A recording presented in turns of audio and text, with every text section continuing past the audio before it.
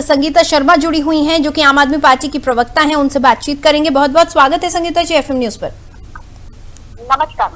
संगीता जी, आम आदमी पार्टी के लिए ईडी सीबीआई मुश्किल खड़ी करती हुई नजर आ रही है। मनीष सिसोदिया, सत्येंद्र जैन, अब संजय सिंह।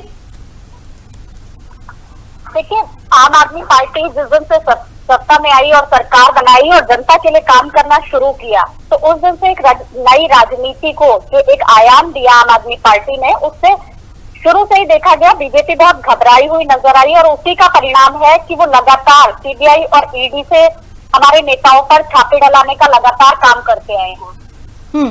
और देखिए, 18 बीजेपी जो घंटे काम करने की बात करती है, तो उनका यही काम है। वो जनता के लिए काम करना नहीं जानते। बेरोजगारी पर बात करो तो उनके पास जवाब नहीं होगा, महंगाई पर बात करो तो जवाब नहीं होगा, लेकिन बस उनका यही काम है कि किस नेता और मंत्री के घर विपक्ष के छापे डाले जाए, उनको परेशान किया जाए। लगातार वो यही काम करने में लगे हुए हैं। लेकिन सीबीआई और ईडी अगर छानबीन कर रही है, छापेमारी कर रही है, तो कुछ सबूतों के आधार पर कर रही होगी। देखिए, जो भी वो ईडी सीबीआई जो भी संस्थाएं हैं, उसका लगातार बीजेपी दुरुपयोग करती हुई आई है। और आपने कहा कि किसी सबूतों के आधार पर कर रही होगी, तो देखिए, संजय सिंह एक बार नहीं कई बार उन्होंने छापे मारे हैं। माननीय अरविंद केजरीवाल जी के घर लगातार कई बार सीबीआई ईडी की रेड पड़ चुकी है। क्या मिला? जब मनीष सिसोदिया जी के घर भी उन्होंने छानबीन की, तो उनको क्या मिला? तो देखिए, ये बताने को तैयार नहीं है कि मिला क्या, और बस कार्यवाही और छापेमारी, जिससे कि लोगों के मन में एक डर पैदा किया जाए। लेकिन देखिए, सत्य परेशान हो सकता है, पराजित नहीं हो सकता। आम आदमी पार्टी जी ईमानदार पार्टी है और लगातार वो डरने वाली पार्टी नहीं है। वो लगातार खड़ी रहेगी मजबूती के साथ, क्योंकि जनता का प्यार और आशीर्वाद हमारे साथ है। और चाहे वो कितने भी छापे पड़वा ले।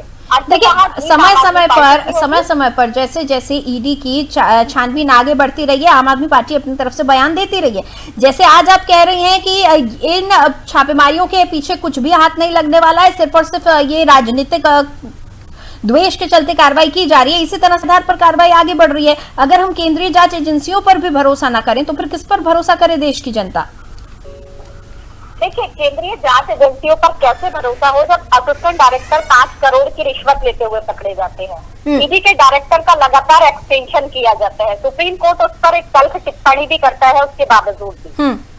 अब तो वो रिटायर हो चुके, उनका कार्यकाल पूरा हो चुका, लेकिन उससे पहले लगातार देखने में आया कि उनका एक्सटेंशन किया गया।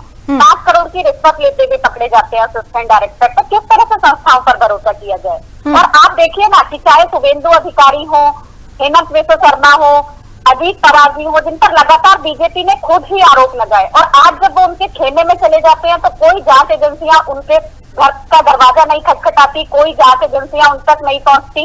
लेकिन विपक्ष के नेताओं को, खास करके आम आदमी पार्टी को, तो लगातार बीजेपी टारगेट करती हुई आई है, क्योंकि इन्होंने भरसक प्रयास करे दिल्ली में आने के लिए, चाहे वो एमसीडी हो, चाहे विधानसभा का चुनाव हो, लेकिन अपनी जमीन को दिल्ली से खिसकते हुए देखा। और आज आम आदमी पार्टी जिस तरह से जनता के लिए काम कर रही है और लगातार देश में बढ़ती हुई जा रही है, वो एक डर बीजेपी के अंदर है कि 2024 इनके पैर के नीचे से खिसकने वाला है, क्योंकि अब इंडिया अलायंस भी मजबूत हो चुका है। तो किस तरह से उसको तोड़ा जाए, चुन चुन करके टारगेट किया जाए, ये बीजेपी की अब नई रणनीति है, लेकिन ये इसमें कामयाब होने वाले नहीं है। ठीक है संगीत।